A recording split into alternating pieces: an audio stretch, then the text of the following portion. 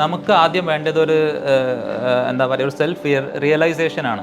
ഇതിപ്പം എന്നെ എവിടെ കൊണ്ടിട്ടാലും ഞാൻ അവിടെ എക്സൽ ചെയ്യും, അല്ലെങ്കിൽ I would be performing different എന്നുള്ള ഒരു കോൺഫിഡൻസ് എനിക്കുണ്ടായിരുന്നു. ഇപ്പം എനിക്ക് MBBS കിട്ടിയില്ലെങ്കിൽ ആ ഒരു സമയത്ത് ഞാനൊരു പ്ലാൻ ബി ആക്കി വെച്ചിട്ടില്ല. അതായത് നീറ്റ് എൻട്രൻസ് എഴുതി പുറത്ത് ഇറങ്ങുന്നത് വരെ ഞാൻ വേറെ ഒന്നും ചിന്തിച്ചില്ല. എനിക്ക് ഇത് മാത്രം, ദിസ് വാസ് മൈ ഗോൾ, അത് മാത്രമേ ഉണ്ടായിരുന്നുള്ളൂ. പക്ഷേ എന്ന് വെച്ച് this is not the end of life എന്നുള്ളത് എൻ്റെ ബാക്ക് ഓഫ് ദ മൈൻഡിൽ ഉണ്ടായിരുന്നു.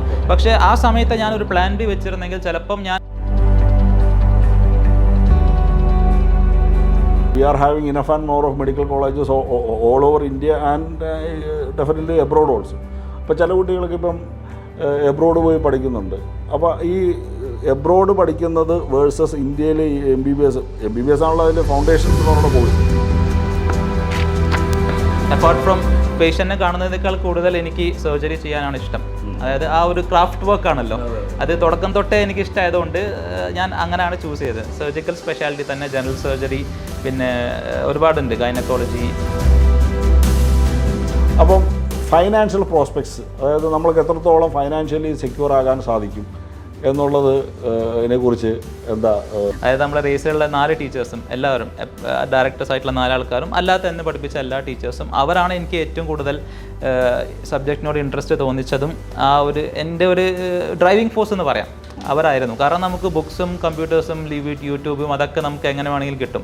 പക്ഷേ ആ ഒരു ഇൻട്രാക്ഷൻ, ആ ഒരു മോട്ടിവേഷൻ എനിക്കിപ്പോഴും ഓർമ്മയുണ്ട്. എൻ്റെ മെഗാ ടെസ്റ്റ് എപ്പോഴും ഞാൻ പറയാറുണ്ട്, 13th മെഗാ ടെസ്റ്റ് ആയിരുന്നു എൻ്റെ last mega test.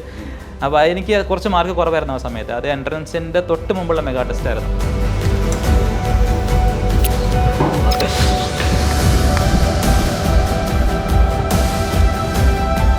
Hi dears, എല്ലാവരും നന്നായിരിക്കുന്നുവെന്ന് വിചാരിക്കുന്നു. ഈ ഡോക്ടേഴ്സിൻ്റെ കൈകൾ എന്ന് പറഞ്ഞാൽ ദൈവത്തിൻ്റെ കൈകളാണ്. നമ്മളുടെ ജീവൻ നിലനിർത്തുന്ന വ്യക്തികളാണ് ഡോക്ടേഴ്സ്. അപ്പം റേസിനെ സംബന്ധിച്ച് റേസിൻ്റെ അലുമിനിയിൽപ്പെട്ട് ധാരാളം ഡോക്ടേഴ്സ് ഉണ്ട്. അങ്ങനെ ഒരു ദൈവത്തിൻ്റെ കൈ, അഭിമാനത്തോടു കൂടി പറയട്ടെ, നമ്മുടെ റേസിൻ്റെ അലുമിനിയിൽപ്പെട്ട അക്കാലത്ത് മികച്ച റാങ്കോടുകൂടി MBBSും പിന്നെ അത് കഴിഞ്ഞ് ശേഷം ഇപ്പോൾ PG ഒക്കെ കഴിഞ്ഞ് ഇവിടെ ഹോസ്പിറ്റലിൽ ഓർത്തോപീഡീഷ്യനായിട്ട് വർക്ക് ചെയ്യുന്ന സാസ് സുലൈമാനാണ് ഇപ്പോൾ എൻ്റെ കൂടെ ഉള്ളത്. സാസ് സുലൈമാനോട് നമ്മുടെ റേസിൻ്റെ കൂടെയുള്ള ജേണി, പിന്നെ അതിനുശേഷം MBBS PG പഠനം, പിന്നെ prospects of pursuing MBBS and various branches of higher studies, speciality studies, ഇതിനെക്കുറിച്ചൊക്കെ നമുക്ക് കുട്ടികൾ, അത് അംബീഷ്യസ് ആയിട്ടുള്ള MBBSലേക്ക് അംബീഷ്യസ് ആയിട്ടുള്ള കുട്ടികളിലേക്ക് എത്തിക്കാൻ വേണ്ടിയിട്ടാണ് ഇന്നിങ്ങനെ ഒരു ചർച്ചയുള്ളത്. അപ്പം സാദേ, welcome back home. Thank you sir, thank you very much. നമുക്ക് ഇപ്പോൾ നീറ്റൊക്കെ കഴിഞ്ഞ്, ഇപ്പോൾ ഈ വർഷത്തെ നീറ്റ് 2025 എക്സാമിനേഷൻ നിങ്ങളൊക്കെ പഠിച്ചിരുന്ന കാലത്ത് പോലുള്ളൊരു പരീക്ഷയായിരുന്നു ഇപ്രാവശ്യം. As against the previous years from 2017 to 2024 വരെയൊക്കെ ഉള്ളതിനെക്കാട്ടി ഒരു വ്യത്യസ്തമായിട്ടുള്ള രീതിയിലാണ് ഇപ്രാവശ്യം നീറ്റ് പരീക്ഷ ഉണ്ടായിരുന്നത്. അപ്പോൾ കുട്ടികൾ they are anxious regarding the results. എനിക്ക് സാധനോട് ആദ്യം ചോദിക്കാനുള്ള ചോദ്യം എന്താണെന്ന് വെച്ച് കഴിഞ്ഞാൽ, ചെറുപ്രായത്തിൽ തന്നെ ഡോക്ടറാവണം എന്നുള്ള ആഗ്രഹത്തോടു കൂടിയാണോ പഠിച്ചു വന്നിരുന്നത്? അങ്ങനെ ആയിരുന്നുവെങ്കിൽ തന്നെ ചെറുപ്രായത്തിൽ തന്നെ അതിനുവേണ്ടി ഡെഡിക്കേറ്റഡ് ആയിട്ട് സിസ്റ്റമാറ്റിക് ആയിട്ടുള്ള എഫേർട്സ് എടുത്തൊക്കെ തന്നെയാണോ പഠിച്ചു മുന്നോട്ട് പോയിരുന്നത്? എനിക്ക് ആക്ച്വലി ഇങ്ങനെ സയൻസ് എന്നുള്ള സബ്ജക്റ്റിനോട് ചെറുപ്പം തൊട്ടേ ഭയങ്കര ഒരു ഇൻട്രസ്റ്റ് ഉണ്ടായിരുന്നു. ഞാൻ വിശ്വസിക്കുന്നത് എന്താ വെച്ചാൽ, നമുക്കിപ്പോൾ ഒരു സബ്ജക്റ്റിലേക്ക് ഇൻട്രസ്റ്റ് വരണമെന്നുണ്ടെങ്കിൽ അത് ആ ടീച്ചേഴ്സാണ് അതിൻ്റെ ഒരു പ്രധാന റോൾ പ്ലേ ചെയ്യുന്നത്. അപ്പം ഡോക്ടർ എന്ന് മാത്രമല്ല, എനിക്ക് കൂടുതലും അതായത് ഒരു ഫിസിക്സ്, ആസ്ട്രോണമി, പിന്നെ ബയോളജി, അങ്ങനത്തെ ഒരു ഫീൽഡിലേക്ക് തുടക്കം തൊട്ടേ. ഇപ്പോൾ ചില ആൾക്കാരുണ്ടാവും അവർക്കിപ്പം മാനേജ്മെൻറ്റ് സ്റ്റഡീസ് ആയിരിക്കും. ഇപ്പം ഫോർ എക്സാമ്പിൾ എൻ്റെ അനിയത്തിക്ക് ബിസിനസ്സാണ് കൂടുതൽ ഇഷ്ടം ചെറുപ്പം തൊട്ട്. അപ്പോൾ അങ്ങനെ ഒരു ടേസ്റ്റ് നമുക്കുണ്ടാവും. പക്ഷേ ആ ടേസ്റ്റ് നമ്മൾ റിഫൈൻ ചെയ്തെടുക്കുക, അതിനെപ്പറ്റി കുറച്ചും കൂടി നമ്മൾ എക്സ്പോസ്ഡ് ആകുമ്പം, അല്ലെങ്കിൽ ആ സബ്ജക്റ്റിൻ്റെ ബേസിക്സ് പഠിക്കുമ്പോഴാണ്. അപ്പം ഞാനൊരു 8th 9th 10th ആ സമയം ആയപ്പോഴത്തേക്കും, അതുവരെ ഞാൻ ട്യൂഷനും കാര്യങ്ങളൊന്നും, ജസ്റ്റ് സ്കൂൾ ആ ഒരു സ്റ്റഡീസ് ആ ഒരു സമയമായിരുന്നല്ലോ. അങ്ങനെ അന്ന് ഈ മൊബൈൽസും ഇതൊന്നും അത്ര കോമൺ ആയിരുന്നില്ല. അപ്പം എനിക്കൊരു 10th കഴിഞ്ഞ് 11th അഡ്മിഷൻ എടുക്കുമ്പം എന്തായാലും ഞാൻ കുറച്ചും കൂടി അതായത് കരിയർ ഓറിയൻറ്റഡ് ആവണം, ചൂസ് ചെയ്യുക. അതെ. പിന്നെ ആ സമയത്താണ് എനിക്ക് എനിക്ക് മെഡിക്കൽ പ്രൊഫഷൻ കുറച്ചും കൂടി എനിക്ക് നന്നായിരിക്കും. എൻ്റെ actually I don't belong to a doctor family. അപ്പോൾ എൻ്റെ ഫാമിലി അത്രയധികം ഡോക്ടേഴ്സ് ഇല്ല. അപ്പോൾ അങ്ങനെ എനിക്ക് അഭിപ്രായം ചോദിക്കാൻ മാത്രം, അതായത് അതിൻ്റെ ഡ്യൂട്ടീസ് എങ്ങനെയായിരിക്കും, അതിൻ്റെ ഒരു വർക്ക് ലൈഫ് ബാലൻസ്, ഫാമിലി ലൈഫൊക്കെ എങ്ങനെ ആയിരിക്കും, അപ്പോൾ അത്ര ഒരു ക്ലിയറിറ്റി ഉണ്ടായിരുന്നില്ല. പക്ഷേ സ്റ്റിൽ എനിക്ക് ഓക്കെ ഈ ഒരു പ്രൊഫഷനോട് എനിക്കൊരു താല്പര്യമുണ്ടെന്ന് എനിക്ക് ഉള്ളിൽ നിന്ന് ഇങ്ങനെ തോന്നിയിട്ടുണ്ടായിരുന്നു. പിന്നെ 11th സ്റ്റാൻഡേർഡിൽ ഞാനിങ്ങനെ അന്വേഷിച്ചപ്പം സ്കൂളിൽ ഞാൻ സെൻറ്റ് ജോസഫിലാണ് പഠിച്ചത്, കോഴിക്കോട് തന്നെയാണ് പഠിച്ചത്. അപ്പം റേസിനെ പറ്റി ഞാൻ കേട്ടു. അന്ന് എൻ്റെ കൂടെയുള്ള പിയേഴ്സ് അവരാണ്, അതായത് നമുക്ക് ഇങ്ങനെ ഒരു ഇതുവരെ കോച്ചിങ് അല്ലെങ്കിൽ ട്യൂഷനൊന്നും ഇല്ലാണ്ട് നമ്മൾ 10th വരെ പോയി. പക്ഷേ ഇനി നമ്മൾ എന്തായാലും ഒരു കരിയർ ഓറിയൻറ്റഡ് ആയിരിക്കണം, ഏതൊരു engineering or medical or anything like engineering medical മാത്രമല്ല, നമുക്ക് ഏതെങ്കിലും ഒരു ഇതായിരിക്കണം എന്നുള്ളത്. അപ്പോൾ അന്ന് ഞാൻ റേസ് ജോയിൻ ചെയ്തു. പിന്നെ റേസ് ജോയിൻ ചെയ്തപ്പം അതായത് എനിക്ക് ഉള്ളിലുണ്ടായിരുന്ന ആ ഒരു എന്തൂസിയാസം കുറച്ചും കൂടി കൂടി. അതായത് എനിക്കൊരു തോട്ട് പ്രോസസ്സ്, ഒരു പ്രൊവക്കേഷൻ വന്നു. അതായത് ഇതാണ് എൻ്റെ കരിയർ, എനിക്ക് ഇതാണ് ഇഷ്ടം. അല്ലെങ്കിൽ എനിക്ക് കുറച്ചും കൂടി സബ്ജക്റ്റിനോട് ക്ലാരിറ്റി വന്നു. ഇപ്പം ഫിസിക്സ് ആയാലും കെമിസ്ട്രി ആയാലും ബയോളജി ആയാലും അത് കുറച്ചും കൂടി നന്നായിട്ട് എനിക്കിപ്പം സ്കൂളിനേക്കാളും കുറച്ചും കൂടി നന്നായിട്ട് എനിക്കത് അപ്രോച്ചബിൾ ആയിട്ട് തോന്നി. ഓക്കെ. ഇതിൽ അപ്പോൾ അങ്ങനെ പിന്നെ എന്താ 11th and 12th എത്തിയപ്പം you had decided that this should be your career, അതിനുവേണ്ടി ശ്രമിക്കുക എന്നുള്ളതിലേക്ക് എത്തി. അങ്ങനെ എത്തിക്കഴിഞ്ഞപ്പോൾ എന്നാന്ന് വെച്ച് കഴിഞ്ഞപ്പം റേസിൽ ജോയിൻ ചെയ്യുന്നു, സെൻറ്റ് ജോസഫിലെ ഹയർ സെക്കൻഡറി സ്കൂളിൽ ജോയിൻ ചെയ്യുന്നു, റേസിൽ നമ്മുടെ ബാച്ചസിലേക്ക് ജോയിൻ ചെയ്യുന്നു. അപ്പോൾ എനിക്ക് ചോദിക്കാനുള്ളത് എന്നാന്ന് വെച്ച് കഴിഞ്ഞാൽ വാട്ട് വാസ് യുവർ, അപ്പോൾ തീർച്ചയായിട്ടും പിന്നെ എൻട്രൻസ് എഴുതണം, അത് ക്വാളിഫൈ ചെയ്യണം എന്നുള്ളതാണ് പിന്നെ ടാർഗറ്റ്. അപ്പോൾ what was your modus operandi of study? ഇപ്പോൾ അത് ഞാൻ ചോദിക്കാനുള്ള കാര്യം എന്താണെന്ന് വെച്ചാൽ ഇപ്പം ഇനി എന്താ ഈ MBBSലേക്ക് വരാൻ താല്പര്യമുള്ള ഒട്ടനേകം കുട്ടികൾ ഇത് കാണുമല്ലോ. അപ്പോൾ അവരോട് what was your modus operandi at that point of time? പഠിത്തം ഏത് കാലത്തും ഇതിലേക്ക് കിട്ടാനുള്ള പഠിത്തത്തിൻ്റെ രൂപം എന്ന് പറയുന്നത് പിന്നെ വിക്ടോറിയസ് ആയവർ പറയണത് തന്നെയാണ്. അപ്പോൾ ആ നിലയ്ക്ക് സാധാ ഏത് വർഷം MBBS ജോയിൻ ചെയ്തത്? ഞാൻ 2012 അഡ്മിഷൻ ആണ് സാർ. 12. അപ്പം 10, 11, 12 ആ കാലഘട്ടത്തിലായിരിക്കുമല്ലോ.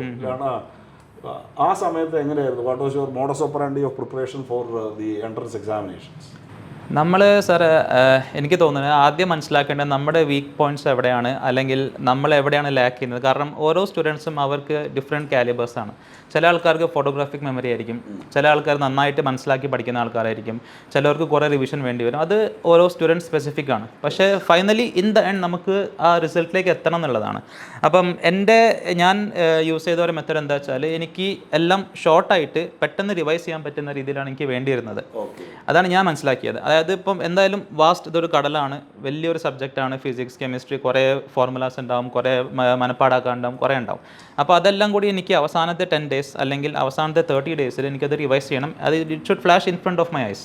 അതായത് ആ ഒരു 180 minutes എക്സാമിൽ ആ ഒരു 3 hours എനിക്ക് ഇത് മൊത്തം റീകളക്ട് ചെയ്യാൻ പറ്റുന്ന രീതിയിൽ ഞാൻ അത് ചുരുക്കി എഴുതി. അതായിരുന്നു ഞാൻ കണ്ടുപിടിച്ച എൻ്റെ ഒരു മെത്തേഡ്. അതായത് ഞാനിപ്പം 10th ആണെങ്കിലും 8th ആണെങ്കിലും എൻ്റെ ആ നോട്ട്സ് ഇപ്പോഴും ഞാൻ എടുത്ത് വെച്ചിട്ടുണ്ട്. അതായത് ആ ഒരു അവസാനത്തേക്ക് എനിക്ക് കുറഞ്ഞ സമയത്ത് പെട്ടെന്ന് റിവൈസ് ചെയ്യാൻ പറ്റുന്ന രീതിയിലുള്ള ഒരു നോട്ട്സ് ഞാൻ ഉണ്ടാക്കി. എന്നിട്ട് അത് വെച്ചിട്ട് ഞാൻ കൂടുതൽ ക്വസ്റ്റ്യൻസ് സോൾവ് ചെയ്തു. ഓക്കെ, ഡെഫിനറ്റ്ലി ക്വസ്റ്റ്യൻസ് ചെയ്യുക. രണ്ടാമത് എന്താണെന്ന് വെച്ച് കഴിഞ്ഞാൽ we should be having strictly personalised customised academic planning, academic strategy. അത് that should be coming from the realisation of the self. അപ്പോൾ തീർച്ചയായിട്ടും കുട്ടികൾ, ഇക്കാലത്തെ കുട്ടികൾ അറിയേണ്ടതായിട്ടുള്ള കാര്യമാണ് ഇപ്പോൾ സാധു വളരെ ഇമ്പോർട്ടൻ്റ് ആയിട്ട് പറഞ്ഞത്. പിന്നെ മറ്റൊരു കാര്യം, അത് ഒരുപക്ഷെ ഇത് out of the box question ആണ്. അതായത് ഇപ്പോൾ ഡോക്ടർ ആവണമെന്ന് തീരുമാനിച്ചു, അതിനുവേണ്ടി കാര്യമായിട്ട് ശ്രമിച്ചു, പിന്നെ തീർച്ചയായിട്ടും വിജയിയായി. അപ്പോൾ അതുകൊണ്ട് തന്നെ അപ്പോൾ you are into the profession, ഇപ്പോൾ പ്രാക്ടീസ് ചെയ്യുന്നു. പിന്നെ തീർച്ചയായിട്ടും അഭിമാനത്തോടുകൂടി എനിക്ക് പറയാം, I had been your teacher during those days.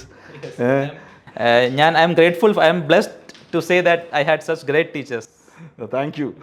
ഞാനൊരു ചെറിയ ചോദ്യം, അതായത് as of now it is irrelevant and insignificant. എന്നാലും ഞാൻ അറിഞ്ഞോട്ടെ, ഇപ്പോൾ MBBS കിട്ടിയില്ലായിരുന്നു എന്ന് വിചാരിക്കുക. അപ്പോൾ ഈ പറഞ്ഞല്ലോ MBBS അല്ലെങ്കിൽ എഞ്ചിനീയറിംഗ് അല്ലെങ്കിൽ അതർ സ്ട്രീംസ് ഓഫ് സ്റ്റഡീസ് ഉണ്ടായിരുന്നു.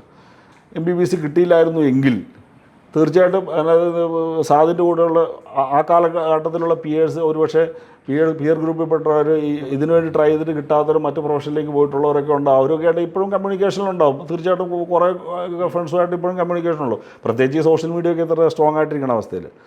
അപ്പം തീർച്ചയായിട്ടും ഈ പിന്നെ MBBS കിട്ടിയില്ലായിരുന്നു, അല്ലെങ്കിൽ MBBSന് പോകാൻ സാധിച്ചില്ല, ക്വാളിഫൈ ചെയ്തില്ലായിരുന്നെങ്കിൽ what would have been your next choice? And അത് തീർച്ചയായിട്ടും ആദ്യം പറഞ്ഞത് വെച്ചിട്ട് തീർച്ചയായിട്ടും definitely you will be pursuing the studies in science. അപ്പോൾ സയൻസ് ആയിരുന്നെങ്കിൽ തന്നെ ഏത് രീതിയിലായാലും മുന്നോട്ട് പോവുക. ഇനി സയൻസ് അല്ലാത്ത മേഖലയിലുള്ള ഫ്രണ്ട്സ് ഉണ്ടാവുമല്ലോ, പിയർ ഗ്രൂപ്പിൽപ്പെട്ടവർ, അവരുടെയൊക്കെ ഫീഡ്ബാക്ക് വെച്ചിട്ട് ഇതല്ല എങ്കിൽ പിന്നെ ഈ സയൻസ് പഠിക്കുന്നത് കൊണ്ട് സാധ് കാണുന്ന പിന്നെ മെച്ചങ്ങൾ എന്തൊക്കെയാണ് ബേസിക്കലി സാർ ഞാൻ വിശ്വസിക്കുന്നത് എന്താ വെച്ചാൽ നമുക്ക് ആദ്യം വേണ്ടത് ഒരു എന്താ പറയുക ഒരു സെൽഫ് റിയലൈസേഷൻ ആണ്. ഇതിപ്പം എന്നെ എവിടെ കൊണ്ടിട്ടാലും ഞാൻ അവിടെ എക്സൽ ചെയ്യും, അല്ലെങ്കിൽ I would be performing different എന്നുള്ള ഒരു കോൺഫിഡൻസ് എനിക്കുണ്ടായിരുന്നു. ഇപ്പം എനിക്ക് MBBS കിട്ടിയില്ലെങ്കിൽ ആ ഒരു സമയത്ത് ഞാനൊരു പ്ലാൻ ബി ആക്കി വെച്ചിട്ടില്ല. അതായത് നീറ്റ് എൻട്രൻസ് എഴുതി പുറത്ത് ഇറങ്ങുന്നത് വരെ ഞാൻ വേറെ ഒന്നും ചിന്തിച്ചില്ല. എനിക്ക് ഇത് മാത്രം, ദിസ് വാസ് മൈ ഗോൾ, അത് മാത്രമേ ഉണ്ടായിരുന്നുള്ളൂ. പക്ഷേ എന്ന് വെച്ച് this is not the end of life എന്നുള്ളത് എൻ്റെ ബാക്ക് ഓഫ് ദ മൈൻഡിൽ ഉണ്ടായിരുന്നു. പക്ഷേ ആ സമയത്ത് ഞാൻ ഒരു പ്ലാൻ ബി വെച്ചിരുന്നെങ്കിൽ ചിലപ്പം ഞാൻ കുറച്ച് എൻ്റെ എഫിഷ്യൻസി കുറയുമായിരുന്നു. അപ്പം അതുവരെ ഞാൻ വേറെ ഒരു പ്ലാൻ വെച്ചിട്ടില്ല. പക്ഷേ അതല്ലായിരുന്നെങ്കിൽ എനിക്കൊരു കോൺഫിഡൻസ് ഉണ്ടായിരുന്നു. ഞാനിപ്പം MBBS അല്ലെങ്കിൽ വേറെ ഏത് മെഡിക്കൽ പ്രൊഫഷനിൽ തന്നെ വേറെ എന്താണെങ്കിലും, ഇപ്പം MBBS മാത്രമല്ല, medical profession is very vast. കുറേ അതിൽ ഡിഫറെൻറ്റ് മൊഡാലിറ്റീസ് ഉണ്ട്. അതല്ല ഇപ്പം ഞാൻ ഒന്നും ആയിക്കോട്ടെ, ഞാൻ ഒരു ബിസിനസ് മാനേജ്മെൻറ്റ്, ഹോട്ടൽ മാനേജ്മെൻറ്റ്, അങ്ങനെ കുറേ എക്സാമ്പിൾസ് ഉണ്ട്. അപ്പോൾ എനിക്കൊരു കോൺഫിഡൻസ് ഉണ്ടായിരുന്നു, ഞാൻ എവിടെ പോയാലും ഐ വിൽ ഗിവ് മൈ 100%. എനിക്ക് ഒരു ബേസിക് സ്കിൽസ് ഉണ്ട്, കമ്മ്യൂണിക്കേഷൻ സ്കിൽസ്, സോഫ്റ്റ് സ്കിൽസ്, നമുക്ക് എല്ലാം ഡെവലപ്പ് ചെയ്തെടുക്കാം. ജസ്റ്റ് ഒരു മാറ്റർ ഓഫ് ഹാർഡ് വർക്കിംഗ് അല്ലെങ്കിൽ മാറ്റർ ഓഫ് കുറച്ച് ഇംപ്രവൈസേഷൻ മാത്രമേ ഉള്ളൂ. അപ്പോൾ ആ ഒരു ഇതുണ്ടെങ്കിൽ നമുക്ക് എവിടെ വേണമെങ്കിലും നമുക്കത് എക്സൽ ചെയ്യാന്നുള്ളൊരു കോൺഫിഡൻസ് നമുക്ക് എന്തായാലും മുമ്പോട്ട് പോവാം.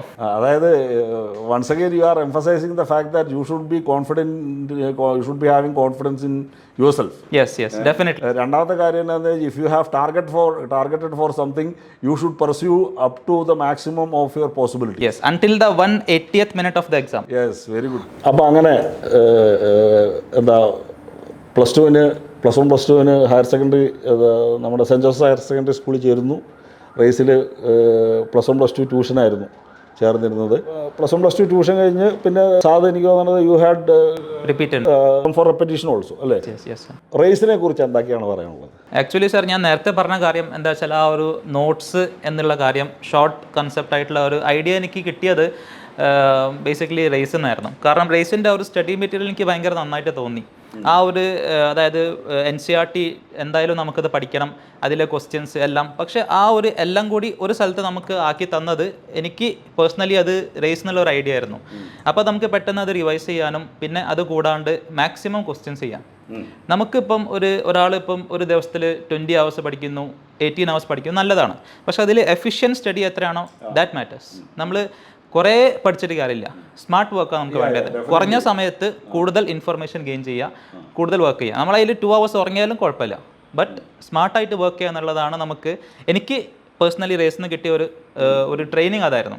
അതായത് മാക്സിമം ക്വസ്റ്റ്യൻസ് ചെയ്യാം, അത് സോൾവ് ചെയ്യാം, നമ്മുടെ വീക്ക് പോയിന്റ്സ് കണ്ടുപിടിച്ചിട്ട് അതിൽ കൂടുതൽ വർക്ക് ചെയ്യാം. ടൈം മാനേജ്മെൻറ്റ്, അതായത് എക്സാമിൽ മാത്രമല്ല, ഇനീഷ്യൽ ഡേയ്സ് ഓഫ് സ്റ്റഡീസ് തൊട്ട് നമുക്ക് ടൈം എങ്ങനെ മാനേജ് ചെയ്യാം. ഫോർ എക്സാമ്പിൾ, നമ്മളിപ്പോൾ ഇന്ന് അല്ലെങ്കിൽ ഈ ഒരാഴ്ച ഞാൻ ഇതൊക്കെ പഠിക്കാൻ ശ്രമിക്കുന്നു. അപ്പോൾ എനിക്ക് ബയോളജി ഓക്കെയാണ്, അല്ലെങ്കിൽ എനിക്ക് ഫിസിക്സ് ഓക്കെയാണ്. അപ്പോൾ ഞാനത് ഡിവൈഡ് ചെയ്യും. അത് ഓരോ ആൾക്കാർക്ക് അത് ഇൻഡിവിജ്വലൈസ്ഡ് ആണ്. അത് നമ്മൾ തന്നെ ക്രാഫ്റ്റ് ചെയ്യേണ്ട സാധനമാണ്. നമുക്ക് ടീച്ചേഴ്സ് ഗൈഡ് ചെയ്യും, പക്ഷേ അത് വെച്ച് നമുക്ക് കുറച്ച് മോഡിഫൈ ചെയ്തിട്ട് ഓക്കെ എനിക്ക് ഇന്ന് ഇത്ര ക്വസ്റ്റ്യൻസ് ചെയ്യണം, അല്ലെങ്കിൽ ഞാൻ ഇതിൽ വീക്കാണ്, അല്ലെങ്കിൽ ഈ സാധനം എനിക്കത് വിഷ്വലൈസ് ചെയ്യണം. Chart, bar diagrams, short diagrams. അപ്പോൾ അത് എനിക്ക് ഭയങ്കര ഹെൽപ്ഫുൾ ആയിരുന്നു റേസൊന്നും. Okay. And how about your peer group during your race days? അത് ആക്ച്വലി ഞാൻ മോർണിംഗ് ബാച്ച് ഉള്ള സമയത്ത് എൻ്റെ കൂടെ എൻ്റെ സ്കൂൾ മേറ്റ്സ് തന്നെയായിരുന്നു എൻ്റെ മോർണിംഗ് ബാച്ച് കൂടെ ഉണ്ടായിരുന്നു. അതിൽ മെഡിക്കൽ ഉണ്ടായിരുന്നു, എഞ്ചിനീയറിംഗ് ഉണ്ടായിരുന്നു, ഡിഫറെൻറ്റ് ബ്രാഞ്ചസ് ഉണ്ടായിരുന്നു. അപ്പം ഡെഫിനറ്റ്ലി അത് നമുക്ക് നല്ലൊരു പ്ലസ് പോയിൻ്റ് ആണ്. കാരണം നമ്മൾ സെയിം സ്ഥലത്ത് പഠിച്ച് സെയിം ആൾക്കാരാകുമ്പോൾ നമുക്കത് തമ്മിൽ കമ്പൈൻ സ്റ്റഡി ചെയ്യാനും പിന്നെ ഐഡിയാസ് ഷെയർ ചെയ്യാനും. ഇതിപ്പം ഞാൻ ഇന്നൊരു പുതിയ കാര്യം പഠിച്ചു, അപ്പോൾ എനിക്കത് ഷെയർ ചെയ്യാനും അത് എനിക്കും കൂടി ബെനിഫിറ്റാണ്. ഞാൻ ഒരാൾക്ക് പറഞ്ഞു കൊടുക്കുമ്പം അത് ഡെഫിനറ്റ്ലി എന്നിൽ ഞാനത് ഉറപ്പിക്കുകയാണ്. അപ്പോൾ അങ്ങനത്തെ കാര്യങ്ങളാകുമ്പോൾ നമുക്കൊരു സ്ട്രേഞ്ചർ എന്നല്ല, ഒരു പുതിയ ആളെടുത്ത് നമ്മൾ കൂടെ ആകുമ്പോൾ നമ്മൾ അത് കംഫർട്ടബിൾ ആയിരിക്കില്ല. അപ്പോൾ നോട്ട്സ് ഷെയർ ചെയ്യാനും പിന്നെ പഠിച്ചത് അങ്ങോട്ടും ഇങ്ങോട്ടും പറയാനും, പിന്നെ ആ സമയത്ത് ഈവനിങ് ക്ലാസ് ഉണ്ടായിരുന്നു, അപ്പോൾ നമുക്ക് ഒന്നിച്ച് ട്രാവൽ ചെയ്യാൻ, അങ്ങനത്തെ ഒരുപാട് ബെനിഫിറ്റ്സ് ഉണ്ടായിരുന്നു. അപ്പോൾ that was one plus point of that morning batch which I had. ആ ഒരു മോർണിംഗ് ബാച്ചിൻ്റെ സമയത്ത് എനിക്ക് higher secondary days. See, now that you have completed over 12 years. നമുക്ക് മലയാളത്തിൽ ഒരു വ്യാഴവട്ടം എന്ന് പറയും. അതെ അതെ. ഒരു വ്യാഴവട്ടത്തിന് മുമ്പാണ് റേസിനെ സാധ് ചൂസ് ചെയ്യണത്. അപ്പം what prompted you to choose Race for your coaching programme? ആ ഒരു സമയത്ത് അധികവും ട്യൂഷൻ ക്ലാസ്സസ് ആയിരുന്നു നമ്മൾ ആ ഒരു 2008, 2009, 2010 ആ ഒരു സമയത്ത് കൂടുതലുണ്ടായിരുന്നത്. അതായത് ഫോർ എക്സാമ്പിൾ മാത്സിനൊരു ട്യൂഷൻ ക്ലാസ്, അല്ലെങ്കിൽ കെമിസ്ട്രിക്ക് ഒരു ടീച്ചർ, അങ്ങനെ ആയിരുന്നു, ഇൻഡിവിജ്വലൈസ്ഡ് ആയിരുന്നു.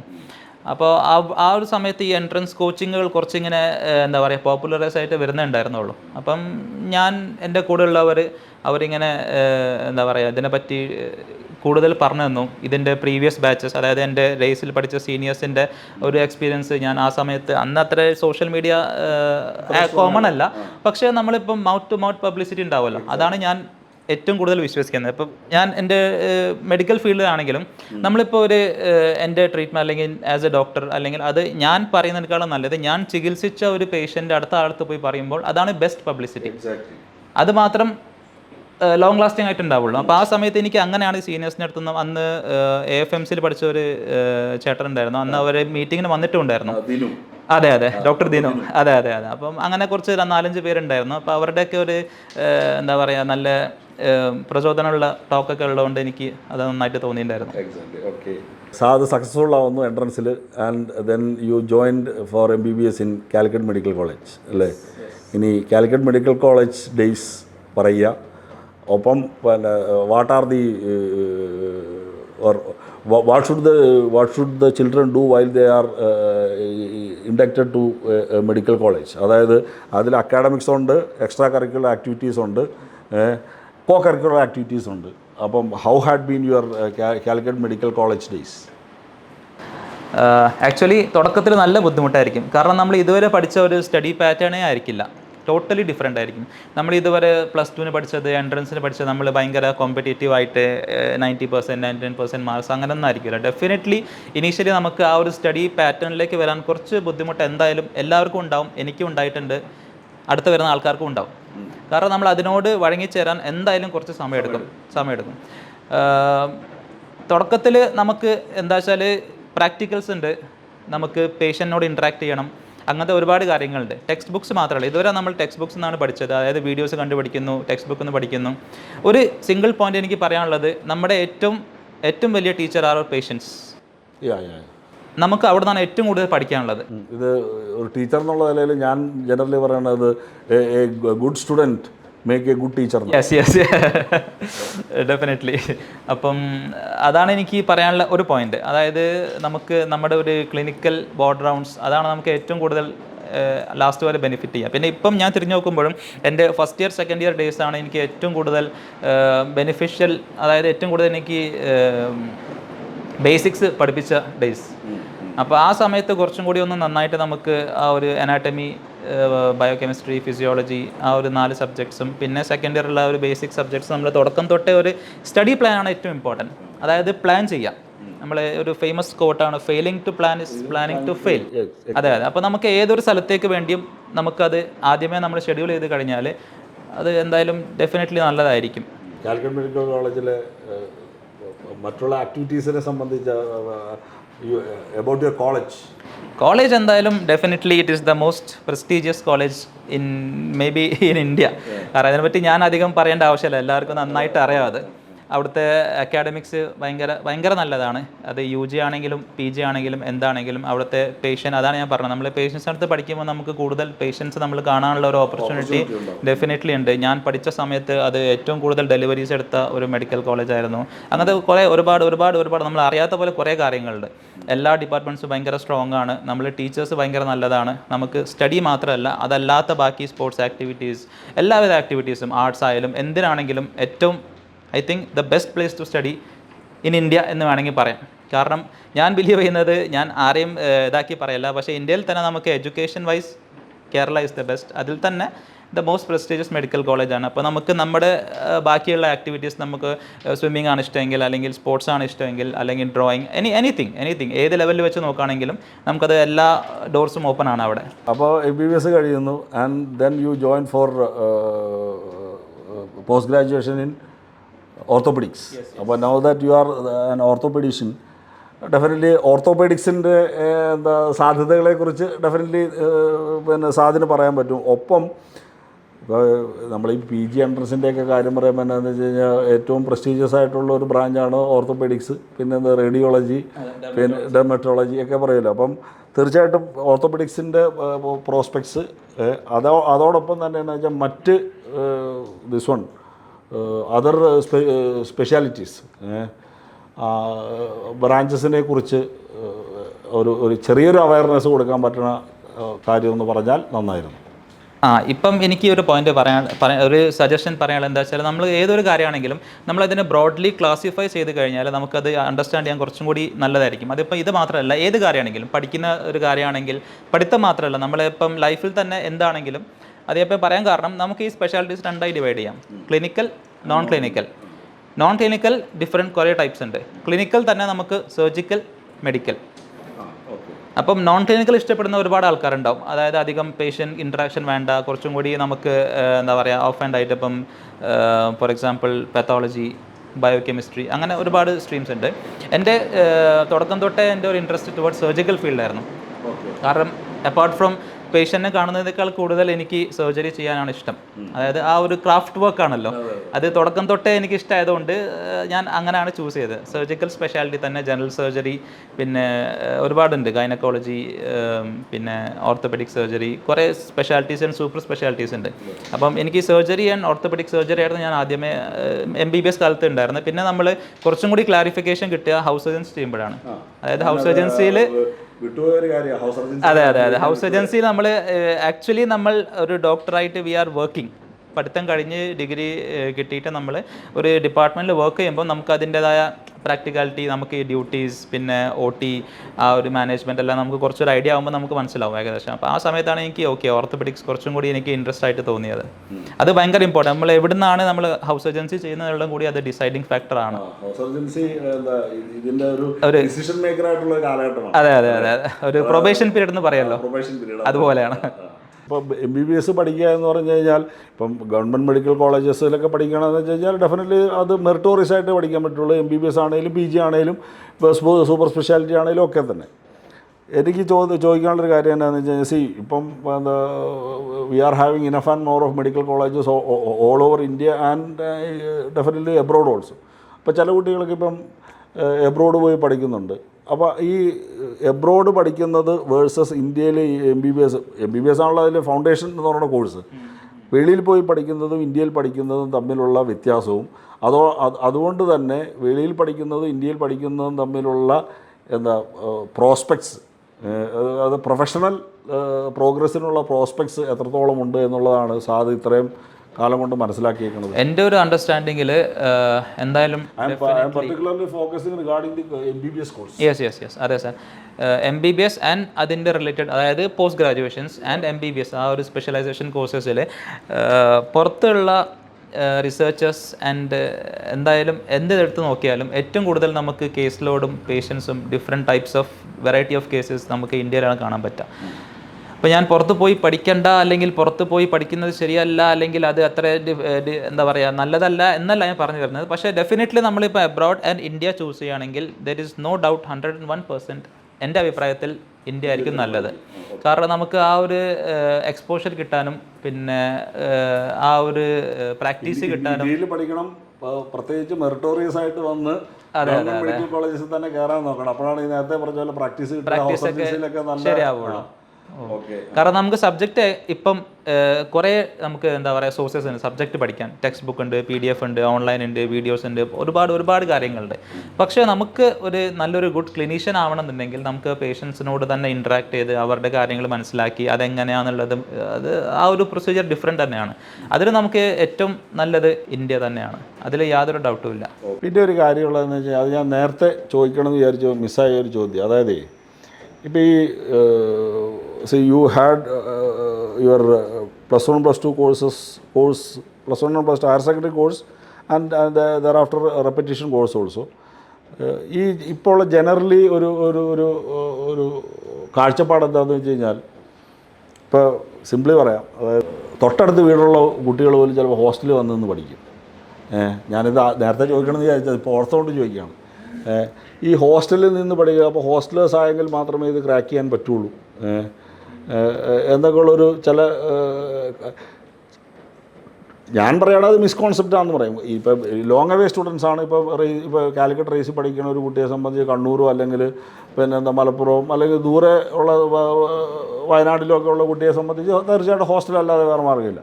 അപ്പോൾ ഇപ്പോൾ ഒരു ജനറലി ഉള്ളൊരു കോൺസെപ്റ്റ് എന്താണെന്ന് വെച്ച് കഴിഞ്ഞാൽ എല്ലാവരും ഹോസ്റ്റലിൽ നിന്ന് പഠിച്ചാൽ മാത്രമേ MBBS കിട്ടുള്ളൂ, അല്ലെങ്കിൽ നീറ്റ് ക്രാക്ക് ചെയ്യാൻ പറ്റുള്ളൂ എന്നൊക്കെയുള്ളൊരു ധാരണ പൊതുവിലുണ്ട്. അതിനെക്കുറിച്ച് പിന്നെ എന്താ, you are a day scholar right അല്ലേ? ഡേ സ്കോളറായിട്ട് നിന്നുകൊണ്ട് തന്നെ മെറിറ്റോറിയസ് ആയിട്ട് കയറിയൊരു വ്യക്തിയാണ്. അപ്പോൾ ലോങ് അവേ സ്റ്റുഡൻസിന് തീർച്ചയായിട്ടും മറ്റു ഓപ്പർച്യൂണിറ്റി ഇല്ല. ഡേ സ്കോളർ ആയാൽ MBBS നീറ്റ് ക്രാക്ക് ചെയ്യാൻ പറ്റില്ല എന്നുള്ള ഒരു പൊതുധാരണയെ സാധനം എങ്ങനെയാണ് കൗണ്ടർ ചെയ്യാൻ പറ്റുക? ഇത് എന്താ വെച്ചാൽ ബേസിക്കലി നമ്മളിപ്പം ഡിസ്റ്റൻ്റ് ആയിട്ടുള്ള കുട്ടികളെയും വീട്ടിൽ പഠിക്കാനുള്ള ജോയിൻറ്റ് ഫാമിലിയും അത്ര സൗകര്യം ഇല്ലാത്ത കുട്ടികളെയും മാറ്റി വെച്ച് കഴിഞ്ഞാൽ ബാക്കി ജനറൽ പോപ്പുലേഷൻ നോക്കുകയാണെങ്കിൽ നമുക്ക് എവിടെ നിന്ന് വേണമെങ്കിലും പഠിക്കാം.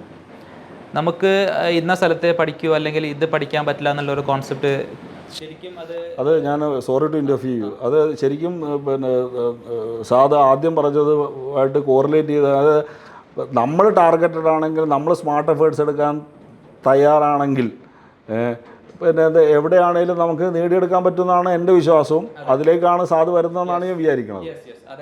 അതായത് നമ്മുടെ മെൻറ്റാലിറ്റിയാണ് ഡിപ്പെൻഡ് ചെയ്യുന്നത്. അതിപ്പം ഒരു എക്സാമ്പിൾ പറയുകയാണെങ്കിൽ എനിക്ക് 2027 UPSC എക്സാമിന് ഇപ്പോഴേ തുടങ്ങണം എന്നൊക്കെ പൊതുവേ ഒരു ഇതുണ്ട്. അത് എന്നെ ഡിപ്പെൻഡ് ചെയ്യും. അതായത് ഞാൻ എത്രത്തോളം എഫിഷ്യൻ്റ് ആണ്, എനിക്ക് എത്രത്തോളം അതിൽ ഇൻപുട്ട് കൊടുക്കണം എന്നുള്ളത് എനിക്ക് അറിയാമെങ്കിൽ എനിക്ക് എൻ്റെ ബാക്കിയുള്ള കാര്യങ്ങൾ കഴിഞ്ഞിട്ട് എനിക്ക് 3 months അല്ലെങ്കിൽ 6 months അല്ലെങ്കിൽ 1 year ആയാലും മതി. അപ്പം എനിക്ക് പഠിക്കാൻ പറ്റുമെന്ന് എനിക്ക് തോന്നുകയാണെങ്കിൽ എനിക്ക് വീട്ടിൽ നിന്ന് പഠിക്കാം. എനിക്ക് ഹോസ്റ്റൽ തന്നെ വേണം നിർബന്ധമില്ല. വീട്ടിൽ ഞാൻ എൻ്റെ ഒരു ഇത് ക്രിയേറ്റ് ചെയ്ത് എനിക്ക് പഠിക്കാം. ഞാൻ പഠിക്കേണ്ട വിചാരിച്ചാൽ എനിക്ക് ഹോസ്റ്റലിൽ നിന്ന് പഠിക്കാൻ പറ്റില്ല. അതാണ്. അപ്പോൾ ഇറ്റ് ഡസ് നോട്ട് ഡിപ്പെൻഡ്. അതായത് ഹോസ്റ്റലോ വീടോ അല്ല നമ്മൾ ഇവിടുത്തെ കാര്യം. ഡിപ്പെൻഡ്സ് ഓൺ നമ്മളെ മെന്റാലിറ്റി, നമ്മളെ ഡിറ്റർമിനേഷൻ. അതെ അതാണ്. കാരണം നമുക്ക് ഈ ഒരു സമയത്ത് പഠിക്കുന്ന സമയത്ത് നമ്മുടെ ഏറ്റവും നമുക്ക് വേണ്ടത് നല്ലൊരു ന്യൂട്രീഷൻ, നല്ല ഭക്ഷണം, സമയത്ത് ഉറക്കം, ആ കാര്യങ്ങളൊക്കെ എന്തായാലും ഡെഫിനറ്റ്ലി ഹോസ്റ്റലിൽ നല്ലതായിരിക്കും. പക്ഷേ നമ്മുടെ വീട് പോലെ ആയിരിക്കില്ല. എത്ര നല്ലതായാലും നമ്മളെ വീട് പോലെ ആയിരിക്കില്ല. ഞാൻ വീട്ടിൽ നിന്ന് തന്നെ പഠിക്കണം എന്നല്ല പറയുന്നത്. പക്ഷേ നമ്മളിപ്പം വീട്ടിൽ ചെറിയൊരു സ്പേസ് ആണെങ്കിൽ പോലും ഡിസ്റ്റർബൻസ് ഇല്ല എന്നുണ്ടെങ്കിൽ നമുക്ക് ഡെഫിനറ്റ്ലി വീട്ടിൽ നിന്ന് പഠിക്കുന്നതാണ് നല്ലത് എന്നാണ് എൻ്റെ അഭിപ്രായം. ഞാൻ അങ്ങനെയാണ് പഠിച്ചിട്ടുള്ളത്. നമ്മൾ തീർച്ചയായിട്ടും ഞാൻ ഇൻട്രൊഡക്ഷൻ പറഞ്ഞാൽ ഡോക്ടറുടെ കൈ എന്ന് പറഞ്ഞാൽ ദൈവത്തിൻ്റെ കൈയാണ്. സാമൂഹിക ഉത്തരവാദിത്വം വളരെ ഏറെ വേണ്ടുന്ന ഒരു പ്രൊഫഷനാണ് MBBS അല്ലെങ്കിൽ ഡോക്ടേഴ്സ് പ്രൊഫഷൻ. അങ്ങനെ ഇരിക്കുമ്പോൾ പോലും നമ്മളിത് ലൈവ്ലിഹുഡും കൂടിയാണ്. അപ്പം ഫൈനാൻഷ്യൽ പ്രോസ്പെക്ട്സ്, അതായത് നമ്മൾക്ക് എത്രത്തോളം ഫൈനാൻഷ്യലി സെക്യൂർ ആകാൻ സാധിക്കും എന്നുള്ളത് ഇതിനെക്കുറിച്ച് എന്താ സാധന പറയാനുള്ളത്? ഈ മെഡിക്കൽ ഫീൽഡ് എന്ന് പറഞ്ഞാൽ എന്തായാലും ഡെഫിനറ്റ്ലി ഒരു ഫൈനാൻഷ്യൽ സെക്യൂരിറ്റി, ഒരു മിനിമം ഫൈനാൻഷ്യൽ സെക്യൂരിറ്റി എന്തായാലും അത് ഗ്യാരണ്ടി ചെയ്യുന്ന ഒരു ഫീൽഡാണ് ഞാൻ മനസ്സിലാക്കിയത്. നമുക്ക് ഈ നമ്മുടെ ഒരു സെറ്റപ്പിൽ, അതായത് ഇത്രയും നല്ലൊരു വെൽ ഡെവലപ്ഡ് ആയിട്ടുള്ള ഒരു മെഡിക്കൽ ആരോഗ്യ വകുപ്പും ഒരു എന്താ പറയുക സിസ്റ്റമുള്ള ഒരു സ്ഥലത്ത് നമുക്ക് അങ്ങനെ തോന്നുമെങ്കിലും ഡെഫിനറ്റ്ലി നമുക്ക് ഒരു പ്ലേസ് ഫോർ പ്രാക്ടീസിങ് അല്ലെങ്കിൽ ഒരു പ്ലേസ് ഫോർ സർവീസ് എന്തായാലും ഉണ്ടാവും. പ്രൈവറ്റ് പ്രാക്ടീസ് ആണെങ്കിലും ഗവൺമെൻറ് ആണെങ്കിലും എന്താണെങ്കിലും നമുക്ക് ആ ഒരു സ്റ്റഡീസ് കഴിഞ്ഞാൽ അല്ലെങ്കിൽ MBBS കഴിഞ്ഞാൽ പോലും ജസ്റ്റ് ഒരു MBBS മാത്രം കഴിഞ്ഞാൽ തന്നെ നമുക്ക് ഒരു സെക്യൂർ ആയിട്ടുള്ള ഒരു പ്രൊഫഷൻ അല്ലെങ്കിൽ ഒരു സ്ട്രീം ലൈൻ നമുക്ക് എന്തായാലും ഈ ഒരു ഫീൽഡിൽ കിട്ടും.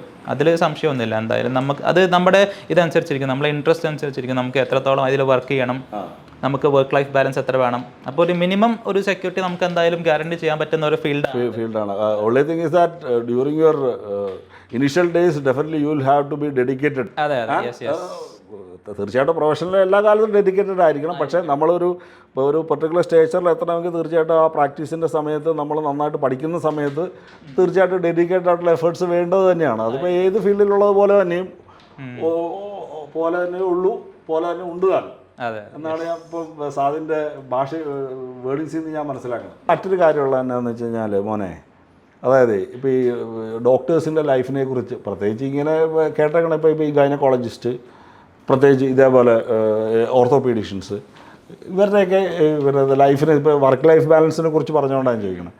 ഇതെന്നാന്ന് വെച്ച് കഴിഞ്ഞാൽ ഡോക്ടേഴ്സ് ആണെങ്കിൽ ജീവിതമില്ല എന്ന് പറയും. അതായത് വർക്ക് ലൈഫ് ബാലൻസ് എന്ന് ഇപ്പോൾ നമ്മൾ പറയുന്നത്, അതായത് ഡോക്ടേഴ്സ് ആയിപ്പോയി കഴിഞ്ഞ് കഴിഞ്ഞാൽ ജീവിതം ഉണ്ടാവില്ല, എപ്പോഴും തിരക്കായിരിക്കും. പഠിത്തം കഴിഞ്ഞ് പിന്നെ പ്രാക്ടീസ്, പിന്നെ ഈ പറഞ്ഞാൽ കാഷ്വാലിറ്റി, അങ്ങനെ എപ്പോഴും തിരക്കിലായിരിക്കും. അതുകൊണ്ട് ഈ പറഞ്ഞാൽ വർക്ക് ലൈഫ് ബാലൻസ് ഉണ്ടാവില്ല എന്ന് പറയുന്നതിനെ സംബന്ധിച്ച് സാദ് എങ്ങനെയാണ് അത് എക്സ്പ്ലെയിൻ ചെയ്യുക? ഞാൻ നേരത്തെ പറഞ്ഞ ഹോസ്റ്റലിൻ്റെ അതേ എക്സാമ്പിൾ ഞാൻ പറയാം. അത് നമ്മളെ ഡിപ്പെൻഡ് ചെയ്യും. It all depends on us. നമുക്ക് അതെങ്ങനെ മുമ്പോട്ട് കൊണ്ടുപോകാൻ പറ്റും എന്നുള്ളത് നമുക്ക് തീരുമാനിക്കാൻ പറ്റും. ചില ആൾക്കാർ ഗവൺമെൻറ് പ്രാക്ടീസിലായിരിക്കും, ചില ആൾക്കാർ പ്രൈവറ്റ് പ്രാക്ടീസിലായിരിക്കും, ചിലപ്പം ഫ്രീലാൻസിങ് ആയിരിക്കും. അപ്പോൾ നമുക്കത് ഡിസൈഡ് ചെയ്യാം. നമുക്ക് 8 to 10 കോൾസ് മതി, അല്ലെങ്കിൽ നമുക്ക് 24 hours കോൾ വേണം, അല്ലെങ്കിൽ നമുക്ക് OP ബേസ്ഡ് മാത്രം ചെയ്താൽ മതി. അത് നമ്മുടെ ചോയ്സാണ്. അത് നമ്മളെ കയ്യിലുള്ള നമുക്ക് കൺട്രോൾ ചെയ്യാൻ പറ്റിയ ഒരു ഫാക്ടറാണ് അത് വർക്ക് ലൈഫ് ബാലൻസ്. ഡെഫിനറ്റ്ലി എന്തായാലും ബാക്കിയുള്ള ഫീൽഡിനേക്കാളും കുറച്ചും കൂടി ഹെക്റ്റിക് ആയിരിക്കും, കുറച്ചും കൂടി മെൻ്റൽ പ്രഷർ ഉണ്ടാവും. ഡെഫിനറ്റ്ലി എന്തായാലും അതുണ്ടാവും. കാരണം പേഷ്യൻസ് ആയിട്ട് ഡീൽ ചെയ്യുന്നത് നമ്മൾ ഡയറക്റ്റ്ലി ഒരു ജീവനെ കൊണ്ടാണ് നമ്മൾ അത് ഹാൻഡിൽ ചെയ്യുന്നത്, ഇൻട്രാക്ട് ചെയ്യുന്നത്. അപ്പോൾ എന്തായാലും കുറച്ച് പ്രഷറും കുറച്ച് എന്താ പറയുക ബാക്കിയുള്ള കാര്യങ്ങൾ കൂടുതലായിരിക്കും. പക്ഷേ it all depends on us. നമ്മൾ ആ ഒരു പ്രശ്നത്തെ, അല്ലെങ്കിൽ പ്രശ്നമല്ല, ആ ഒരു സിറ്റുവേഷനെ നമ്മൾ എങ്ങനെ ഹാൻഡിൽ ചെയ്യുന്നോ അതിനെ ഡിപ്പെൻഡ് ചെയ്യും. അപ്പോൾ നമുക്ക് എന്തായാലും അത് നല്ല രീതിയിൽ കൊണ്ടുപോകാൻ തന്നെ പറ്റുന്ന ആൾക്കാരും ഉണ്ട്. പിന്നെ ഒരു പ്രധാനപ്പെട്ട ഒരു ചോദ്യം എന്താണെന്ന് വെച്ച് കഴിഞ്ഞാൽ, ഇപ്പോൾ ഈ പ്രൊഫഷൻ തിരഞ്ഞെടുക്കുന്ന ഇപ്പോൾ നിങ്ങളൊക്കെ അതിലേക്ക് എത്തിക്കഴിഞ്ഞു, ഈ കാലഘട്ടം കൊണ്ടോ ഇനിയും ഡോക്ടേഴ്സ് വരാനിരിക്കുന്നു. അപ്പോൾ അവരിലേക്ക് എത്തിപ്പെടാൻ വേണ്ടുന്ന ഒരു കാര്യം എന്താണെന്ന് വെച്ച് കഴിഞ്ഞാൽ, will you have to compromise on any aspects? അതായത് ഇപ്പം ഫൈനാൻഷ്യലായിക്കോട്ടെ, സോഷ്യലായിക്കോട്ടെ, ഇമോഷണലായിക്കോട്ടെ, ഇങ്ങനെയുള്ള ഏതെങ്കിലും കാര്യത്തിൽ ഈ പ്രൊഫഷൻ ചൂസ് ചെയ്തുകൊണ്ട് നമുക്ക് ഏതെങ്കിലും വിധത്തിൽ കോംപ്രമൈസ് ചെയ്ത് നമ്മുടെ ലൈഫിൽ അതിൽ കോംപ്രമൈസ് ചെയ്യേണ്ടതായിട്ടുള്ള ഒരു ആവശ്യം വരുന്നു എന്ന് ഇത്രയും കാലം പിന്നെ now you have been to profession almost 8 years 7 years ഒക്കെ ആയില്ലേ? 7-8 years ആയിട്ടുണ്ടാവുമെന്ന് വിചാരിക്കുന്നു. എന്താ അതിനെക്കുറിച്ച് പറയാനുള്ളത്? ഇവിടെ എനിക്ക് പറയാനുള്ളത് ഏറ്റവും കൂടുതൽ നമ്മുടെ പാരൻസിൻ്റെ സപ്പോർട്ടാണ്. ആ ഒരു സപ്പോർട്ട് ഭയങ്കര ക്രൂഷ്യലാണ് ഈ ഒരു സമയത്ത്. ആ ഒരു സ്റ്റഡി പീരീഡിൽ അല്ലെങ്കിൽ ഇനീഷ്യൽ പീരീഡിൽ ആ ഒരു സപ്പോർട്ട് ഉണ്ടെന്നുണ്ടെങ്കിൽ എന്തായാലും നമുക്ക് നമ്മുടെ ഒരു ആംബിഷൻസിലേക്ക് എത്തിപ്പെടാൻ പറ്റും. അതിൽ നമുക്ക് സാക്രിഫൈസ് എന്നുള്ള വേർഡ് വേണമെങ്കിൽ യൂസ് ചെയ്യാം. അത് പക്ഷേ അതിനേക്കാളും കൂടുതൽ അവരുടെ ഒരു എന്താ പറയുക കോൺട്രിബ്യൂഷനാണ് എന്നാണ് ഞാൻ മനസ്സിലാക്കുന്നത്. കാരണം ചെറുപ്പം തൊട്ടേ അവർ നമുക്ക് വേണ്ടി ചെയ്യുന്ന എല്ലാം സാക്രിഫൈസ് തന്നെയാണ്. അതെ. അപ്പോൾ ആ ഒരു സെയിം സാധനം തന്നെ നമുക്ക് ഇവിടെ തന്നെ അത് ഭയങ്കര നമ്മുടെ ഒരു ഇനീഷ്യൽ സ്റ്റേജസ് ഓഫ് MBBS ആണെങ്കിലും അത് കഴിഞ്ഞിട്ടാണെങ്കിലും, കാരണം ബാക്കിയുള്ള കോഴ്സുകൾ നോക്കുകയാണെങ്കിൽ 3 years 4 years അത് കഴിഞ്ഞാൽ ഡയറക്റ്റ്ലി അങ്ങനെയാണ് നമുക്ക് ഒരു ജനറൽ ഒരു കോൺസെപ്റ്റ്. ഇതൊരു 5.5 years കോഴ്സ്, അത് കഴിഞ്ഞാൽ PG എന്തൊക്കെയാണെങ്കിലും അതിൻ്റെ final outcome is very very good. അത് അവർക്കും ഭയങ്കര ഒരു എന്താ പറയുക നല്ലൊരു ഔട്ട്കമാണ്. പക്ഷേ ആ ഒരു ഇനീഷ്യൽ സ്റ്റേജസിലുള്ള അവരുടെ ഒരു എന്താ പറയുക സാക്രിഫൈസ് എന്ന് വേണമെങ്കിൽ പറയാം. പക്ഷേ അവരുടെ ഒരു സപ്പോർട്ട് അത് ഭയങ്കര വെരി ക്രൂഷ്യലാണ്. അപ്പോൾ അതാണ് എനിക്ക് പറയാനുള്ള ഒരു പോയിന്റ്. പാരൻസിൻ്റെ ഒരു സപ്പോർട്ട് ഈസ് വെരി നെസസറി.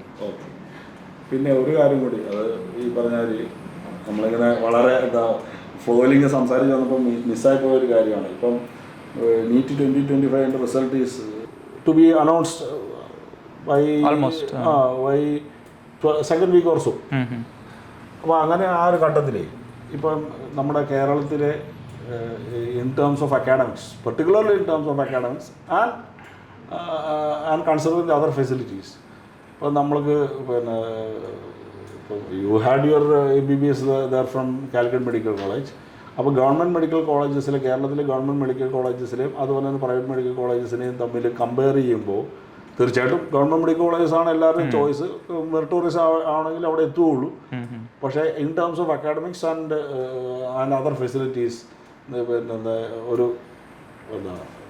ഒരു ജനറൽ സാധ് പഠിച്ചതും സാധിൻ്റെ ഫ്രണ്ട്സിൻ്റെ കേട്ടുള്ള ഫീഡ്ബാക്കൊക്കെ വെച്ചിട്ട് എങ്ങനെയാണ് നമുക്കൊരു ജനറലി അതിനെക്കുറിച്ചൊന്ന് ഒരു റാങ്കിങ് കൊടുക്കുക? റാങ്കിങ് കൊടുക്കാന്ന് ഉദ്ദേശിക്കുന്നത് ഇപ്പം ഒരു കുട്ടികളോട് ഒരു കുട്ടി ഒന്ന് ചോദിക്കുക, ഡോക്ടറെ ഇപ്പോൾ കാലിക്കറ്റ് മെഡിക്കൽ കോളേജിൽ പഠിക്കണമാണോ കോട്ടയം മെഡിക്കൽ കോളേജിൽ പഠിക്കണമാണോ നല്ലത്, അതോ ഞാനിപ്പോൾ ഇന്ന് സെൽഫ് ഫൈനാൻസിങ് കോളേജിൽ പോകണതാണോ അല്ലോ എന്ന് ചോദിച്ചു കഴിഞ്ഞാൽ എല്ലാ കോളേജസും ഒന്നിനൊന്ന് മെച്ചമാണ്, അതിൽ യാതൊരു സംശയമില്ല. പ്രൈവറ്റ് ആയാലും ഗവൺമെൻറ് ആയാലും. അപ്പം നമുക്ക് ഇപ്പം ഈ ഒരു സ്പെസിഫിക്കലി നീറ്റ് എക്സാമിന് വേണ്ടി നമ്മൾ റിസൾട്ട് വന്നു കഴിഞ്ഞാൽ ചോയ്സ് ഫില്ലിങ്ങിന് വേണ്ടി മാത്രം നമ്മൾ പറയുകയാണെങ്കിൽ നമുക്ക് ഗവൺമെൻറ് മെഡിക്കൽ കോളേജസിൽ ആദ്യം കോഴിക്കോട്, ഞാൻ ഫില്ല് ചെയ്യുകയാണെങ്കിൽ എൻ്റെ അഭിപ്രായത്തിൽ ആദ്യം കോഴിക്കോഡ് മെഡിക്കൽ കോളേജ്, അത് കഴിഞ്ഞാൽ പിന്നെ ട്രിവാൻഡ്രം, പിന്നെ തൃശ്ശൂർ, പിന്നെ കോട്ടയം, ആലപ്പുഴ. അതാണ് ഞാൻ ചൂസ് ചെയ്യുക. ഗവൺമെൻറ്റ്സ് ആണെങ്കിൽ ഒരുപാട് 4-5 വേറെ ഗവൺമെൻറ് മെഡിക്കൽ കോളേജസ് ഉണ്ട്. പക്ഷേ ഇതാണ് നമ്മൾ ആ ഒരു 5, കാരണം ഞാൻ പഠിച്ച സമയത്ത് അതെ ഫസ്റ്റ് ലൈൻ ഇതാണ്. ഇപ്പം ചെറിയ വ്യത്യാസങ്ങളുണ്ടാവും, 10-12 years ആയി. പക്ഷേ എന്തായാലും ഈ ഒരു first line main stream medical colleges ആണ് ഞാൻ ചൂസ് ചെയ്യുക. ഡെഫിനറ്റ്ലി കാലിക്കറ്റ്, ട്രിവാൻഡ്രം, തൃശ്ശൂർ, പിന്നെ ആ 2 medical colleges Alappuzha and Kottayam. പിന്നെ പ്രൈവറ്റിലേക്ക് പോകണമെങ്കിൽ നമുക്ക് ഒരുപാട് പ്രൈവറ്റ് മെഡിക്കൽ കോളേജസ് ഉണ്ട്. അതിൽ തന്നെ നമ്മൾ ജൂബിലി മിഷൻ, പുഷ്പഗിരി അങ്ങനത്തെ കോളേജസാണ് ആദ്യം പ്രിഫർ ചെയ്യുക. എന്തായാലും ബാക്കി കാര്യങ്ങൾ വെച്ച് നോക്കുകയാണെങ്കിൽ അതായിരിക്കും. പിന്നെ ഈ പ്രൈവറ്റ് മെഡിക്കൽ കോളേജസിനെയൊക്കെ സംബന്ധിച്ച് തന്നെ ഇപ്പോൾ എല്ലാത്തിനും റാങ്കിങ് സംവിധാനം ഉള്ളതുകൊണ്ട് ഇത് കിട്ടാൻ ബുദ്ധിമുട്ടൊന്നുമില്ല. എങ്കിലും ഞാൻ സാധനോട് ചോദിച്ചതിൻ്റെ കാര്യം എന്താണെന്ന് വെച്ച് കഴിഞ്ഞാൽ എപ്പോഴും and that's A fact actually. അതായത് ഈ ക്ലിനിക്കൽ എക്സ്പീരിയൻസ് കൂടുതൽ ഡെഫിനറ്റ്ലി ഗവൺമെൻറ് മെഡിക്കൽ കോളേജസ് തന്നെയാണല്ലോ ഉണ്ടാവുക. അതുകൊണ്ടാണ് ഞാൻ ചോദിച്ചത്. അതിൽ തന്നെ ഈ പറഞ്ഞാൽ ചെറിയ ഏറ്റക്കുറച്ചിലുകൾ ഉണ്ടാവുന്നുള്ളൂ. അപ്പോൾ പിന്നെ ഈ ചർച്ചയിൽ നമ്മൾ പറയുമ്പോൾ സാദിനോട് പിന്നെ സാദ് കുട്ടികളോട് പറയേണ്ടതായിട്ടുള്ള കാര്യം എന്ന് വെച്ചാൽ try your best efforts that they are getting into any one of the government medical colleges എന്നുള്ളതാണ്. ഇത്രയും കാര്യങ്ങളാണ് എനിക്ക് പൊതുവിൽ നമ്മളിപ്പോൾ എവിടെ മുതൽ ചർച്ച ചെയ്തു, from your 10th standard onwards or else before 10th standard onwards still you have reached this point അല്ലേ. ഇനി how is your life going on now? ഇപ്പം കഴിഞ്ഞ ദിവസം ഞാൻ സാധനെ വിളിച്ചപ്പോൾ you were in the operation theatre and I could not get you on the line. പിന്നെ എന്നെ തിരിച്ചു വിളിച്ചു. അപ്പോൾ അതൊക്കെ സന്തോഷം. പിന്നെ ഈ പറഞ്ഞ കാര്യം നമ്മുടെ ഏറ്റവും വലിയ സന്തോഷം നമ്മുടെ കുട്ടികൾ വലിയ ഡോക്ടേഴ്സും എൻജിനീയേഴ്സും മറ്റ് പ്രൊഫഷനിലുമൊക്കെ തിരക്കിലായിരിക്കുക എന്നുള്ളതാണ് നമ്മുടെ സന്തോഷം. ഒപ്പം നിങ്ങളോട് ഇനിയുള്ള ജനറേഷൻസിന് വേണ്ടി നിങ്ങളിലൂടെ, അതായത് എൻ്റെ മക്കളിലൂടെ തന്നെ അടുത്ത ജനറേഷനിലേക്ക് കാര്യങ്ങൾ പറഞ്ഞു കൊടുക്കാൻ പറ്റിയത് എന്നുള്ളതാണ് ഏറ്റവും അതിലും വലിയ സന്തോഷമായിട്ടൊരു കാര്യം. അപ്പോൾ എന്തായാലും നമുക്ക് ജസ്റ്റ് ബിഫോർ വൈൻഡിങ് അപ്പ്, ഇനി അങ്ങോട്ട് MBBS പ്രസ് ചെയ്യാൻ ഉദ്ദേശിക്കുന്ന കുട്ടികളോട് ഒരു 1 ലൈൻ സ്റ്റേറ്റ്മെൻറ്റ് പാസ് ചെയ്യാൻ ഞാൻ ആവശ്യപ്പെട്ടാൽ സാദ് എന്ത് പറയും? എന്തായാലും പറയാൻ ഒരുപാട് കാര്യങ്ങളുണ്ട്. അതിൽ ഒരു കാര്യം എന്താ വെച്ചാൽ, നമ്മുടെ ടീച്ചേഴ്സ്, പാരൻസ്, ഈ 2 പേരാണ് നമ്മളെ ഏറ്റവും കൂടുതൽ റോൾ പ്ലേ ചെയ്യുക. നമ്മളെ പാരൻസിനെ പറ്റി ഞാൻ എന്തായാലും അധികം പറയുന്നില്ല പക്ഷേ ഞാൻ ഏറ്റവും കൂടുതൽ ഓർക്കുന്ന, എപ്പോഴും എല്ലാ ദിവസവും ഞാൻ ഓൾമോസ്റ്റ് എവറി ഡേ ഞാൻ ഓർക്കുന്നത് എന്താ വെച്ചാൽ, എൻ്റെ ഹൈസ്കൂളിലെ ടീച്ചേഴ്സ്, എൻ്റെ +2 ടീച്ചേഴ്സ്, എൻ്റെ റേസിലെ ടീച്ചേഴ്സ്, എൻ്റെ മെഡിക്കൽ കോളേജിലെ ടീച്ചേഴ്സ്. കാരണം നമുക്കൊരു സബ്ജക്റ്റിനോട് ഒരു ഇഷ്ടം തോന്നാൻ കാരണം ആ ഒരു സബ്ജക്റ്റ് പഠിപ്പിച്ച ടീച്ചറായിരിക്കും. ഡെഫിനറ്റ്ലി നമുക്കൊരു ഇൻട്രസ്റ്റ് തോന്നണമെങ്കിൽ അത് എത്ര നന്നായിട്ട് നമുക്ക് ഒരാൾ പറഞ്ഞിരുന്നോ, നമ്മുടെ ടീച്ചേഴ്സ് നമുക്ക് എക്സ്പ്ലെയിൻ ചെയ്യുന്നോ, അതാണ് ഏറ്റവും കൂടുതൽ നമുക്ക് ബെനിഫിറ്റ് ചെയ്യുക. അപ്പം എനിക്ക് ഈ പാരൻസ് കഴിഞ്ഞാൽ ഏറ്റവും കൂടുതൽ ഞാൻ എപ്പോഴും ഓർക്കാറുള്ളത്, എപ്പോഴും ഞാൻ എന്താ പറയുക, പോണ്ടർ ചെയ്യാറുള്ളത് എൻ്റെ ടീച്ചേഴ്സിനെ പറ്റിയാണ്. അപ്പോൾ എനിക്ക് ഇപ്പം പറയാനുള്ള ഒരു കാര്യം സാറിനെ പറ്റിയാണ്. അതായത് നമ്മുടെ റേസിലുള്ള 4 ടീച്ചേഴ്സും എല്ലാവരും, ഡയറക്ടേഴ്സ് ആയിട്ടുള്ള 4 ആൾക്കാരും, അല്ലാത്ത എന്നെ പഠിപ്പിച്ച എല്ലാ ടീച്ചേഴ്സും, അവരാണ് എനിക്ക് ഏറ്റവും കൂടുതൽ സബ്ജക്റ്റിനോട് ഇൻട്രസ്റ്റ് തോന്നിച്ചതും എൻ്റെ ഒരു ഡ്രൈവിംഗ് ഫോഴ്സ് എന്ന് പറയാം അവരായിരുന്നു. കാരണം നമുക്ക് ബുക്സും കമ്പ്യൂട്ടേഴ്സും യൂട്യൂബും അതൊക്കെ നമുക്ക് എങ്ങനെ വേണമെങ്കിലും കിട്ടും. പക്ഷേ ആ ഒരു ഇൻട്രാക്ഷൻ, ആ ഒരു മോട്ടിവേഷൻ എനിക്കിപ്പോഴും ഓർമ്മയുണ്ട്. എൻ്റെ മെഗാ ടെസ്റ്റ് എപ്പോഴും ഞാൻ പറയാറുണ്ട്, 13th മെഗാ ടെസ്റ്റ് ആയിരുന്നു എൻ്റെ ലാസ്റ്റ് മെഗാ ടെസ്റ്റ്. അപ്പോൾ എനിക്ക് കുറച്ച് മാർക്ക് കുറവായിരുന്നു ആ സമയത്ത്. അത് എൻട്രൻസിൻ്റെ തൊട്ട് മുമ്പുള്ള മെഗാ ടെസ്റ്റ് ആയിരുന്നു. അപ്പം ദിലീപ് സാറും SK സാറും വന്നിട്ട് എൻ്റെ അടുത്ത് ഒരു കാര്യം പറഞ്ഞു, അതൊക്കെ എന്താ പറയുക, ലൈഫിൽ നമുക്ക് പല ഡിഫറെൻറ്റ് ഫേസസ് ഉണ്ടാവും. ചിലപ്പം നീ ഇതിൽ പെർഫോം ചെയ്തില്ലെങ്കിൽ നീ എൻട്രൻസ് നന്നായിട്ട് പെർഫോം ചെയ്യും, ഇവിടെ പെർഫോം ചെയ്താൽ ചിലപ്പോൾ അവിടെ പറ്റില്ല. അപ്പോൾ അത് നമുക്ക് ഒരു എക്സാം വെച്ച് മാത്രം ഒരാളെ നമുക്ക് അസസ് ചെയ്യാൻ പറ്റില്ല. അപ്പോൾ അതൊക്കെ എനിക്ക് അന്ന് ഭയങ്കരമായിട്ട് ടച്ച് ചെയ്ത എന്നെ എന്താ പറയുക, മോട്ടിവേറ്റ് ചെയ്ത ഒരു കാര്യമായിരുന്നു. അത് നമുക്ക് ഒരു സ്ഥലത്തൊന്നും കിട്ടില്ല. ഡയറക്റ്റ്ലി ആ ഒരു ടീച്ചർ സ്റ്റുഡൻറ്റ് റിലേഷൻ അത് നമുക്ക് ബിൽഡപ്പ് ചെയ്യാൻ പറ്റുള്ളൂ. അതെ അങ്ങനെ അത് ഫ്ലോയിൽ വന്നതാണ്. അപ്പോൾ അതാണ് എനിക്ക് പറയാനുള്ള കാര്യം. പിന്നെ രണ്ടാമത്തെ കാര്യം, എനിക്ക് ഇപ്പം സാറ് പറഞ്ഞ പോലെ സിംഗിൾ ലൈനിൽ പറയുകയാണെങ്കിൽ, നമ്മളിലൊരു കോൺഫിഡൻസ് വേണം. ഇതെനിക്ക് ചെയ്യാൻ പറ്റും, ഇതെനിക്ക് നന്നായിട്ട് ചെയ്യാൻ പറ്റും, ഇതെനിക്ക് മറ്റുള്ളവരെക്കാൾ കൂടുതൽ നന്നായിട്ട് ചെയ്യാൻ പറ്റും. ഈ കാര്യം നമ്മളെ ഉള്ളിലുണ്ടെങ്കിൽ നമ്മൾ ഏത് പ്രൊഫഷനിലല്ല, എവിടെയാണെങ്കിലും, ജീവിതത്തിലാണെങ്കിൽ പോലും, ഇപ്പോൾ ഒരു ലൈഫ് ടൈം സിറ്റുവേഷൻ ആണെങ്കിൽ പോലും എല്ലാവരുടെയും അവരുടേതായ പ്രശ്നങ്ങളുണ്ടാവും, ഫാമിലി ഇഷ്യൂസ് അതൊക്കെ പറഞ്ഞിട്ട്. അപ്പോൾ നമുക്ക് പ്രൊഫഷനിലാണെങ്കിലും എവിടെയാണെങ്കിലും ഈ ഒരു കാര്യം നമുക്കൊരു കോൺഫിഡൻസ് ഉണ്ടെന്നുണ്ടെങ്കിൽ നമുക്കത് എക്സാമിലാണെങ്കിലും, എക്സാം കഴിഞ്ഞിട്ടുള്ള പ്രൊഫഷനിലാണെങ്കിലും, MBBSലാണെങ്കിലും, ലൈഫിലാണെങ്കിലും നമുക്കത് എന്തായാലും നല്ല രീതിയിൽ പെർഫോം ചെയ്യാൻ പറ്റുമെന്നാണ് ഞാൻ വിശ്വസിക്കുന്നത്. ഓക്കെ. അപ്പോൾ dear students and parents, before winding up, ഇപ്പം സാദുവായിട്ടുള്ള ചർച്ചയിൽ ഡോക്ടർ സാദ് സുലൈമാൻ എന്നാണ് സാദിൻ്റെ മുഴുവൻ പേര്. സാദുവായിട്ടുള്ള ചർച്ചയിൽ നിന്ന് നിങ്ങൾക്ക് ഈ പ്രൊഫഷനെ കുറിച്ചുള്ള ഒരു ഏകദേശമായിട്ടുള്ള ഒരു ഇൻസൈറ്റ് കിട്ടിയിട്ടുണ്ടാകുമെന്ന് ഞാൻ തീർച്ചയായിട്ടും പ്രതീക്ഷിക്കുന്നു. ഇനി ഇത് ഇപ്പോൾ പഠിച്ചുകൊണ്ടിരിക്കുന്നവർക്കും ഇനി പഠിക്കാൻ ഇരിക്കുന്നവർക്കും വേണ്ടിയിട്ടുള്ള അത്യാവശ്യം വേണ്ടുന്ന പോയിൻറ്റ്സൊക്കെ ഇതിൽ ചേർത്തിട്ടുണ്ട്. അപ്പോൾ എല്ലാവരും അതിൽ സാധു പറഞ്ഞ കാര്യം ഒന്നും കൂടി എംഫാറ്റിക്കായിട്ട് ഞാൻ പറയുന്നു. ഒരു ടീച്ചർ എന്നുള്ള നിലയിൽ ഞാൻ പറയുക, ഇനി എൻട്രൻസ് എഴുതാൻ പോകുന്ന കുട്ടികൾ എന്നുള്ള നിലയിൽ, ടീച്ചർ എന്നുള്ള നിലയിൽ ഞാനൊരു കാര്യം പറയട്ടെ. അതായത് you be confident in yourself and put on the right smart efforts and if you are doing so success will be in our way. അതുകൊണ്ട് തീർച്ചയായിട്ടും ആത്മവിശ്വാസമുള്ളവരാകുക, അതിനനുസരിച്ച് പ്രവർത്തിക്കുക, വിജയം കൈവരിക്കാൻ നിങ്ങൾക്ക് തീർച്ചയായിട്ടും സാധിക്കും. അതാണ് ഇപ്പോൾ സാദ് എംഫാറ്റിക്കായിട്ട് പറഞ്ഞൊരു കാര്യം. അപ്പോൾ എന്തായാലും മോനെ ഇങ്ങോട്ട് വന്നതിൽ ഞാനിപ്പം നിന്നോട് താങ്ക്സ് പറയുന്നത് വളരെ ഫോർമലായി, അതുകൊണ്ട് താങ്ക്സ് ഒന്നുമില്ല. ഇനിയും നമുക്ക് കാണാം. ഇതേപോലെ കുട്ടികളെ മോട്ടിവേറ്റ് ചെയ്തുകൊണ്ടേയിരിക്കുക. നമ്മുടെ ഈ ഡോക്ടേഴ്സ് ഫ്രട്ടേണിറ്റിയിലേക്ക് കൂടുതൽ മിടുക്കന്മാരെ നമുക്ക് ആകർഷിച്ച് മുന്നോട്ട് കൊണ്ടുവരണം. നമ്മുടെ ആരോഗ്യരംഗം മെച്ചപ്പെടുത്തണം. Okay, thank you. ബൈ.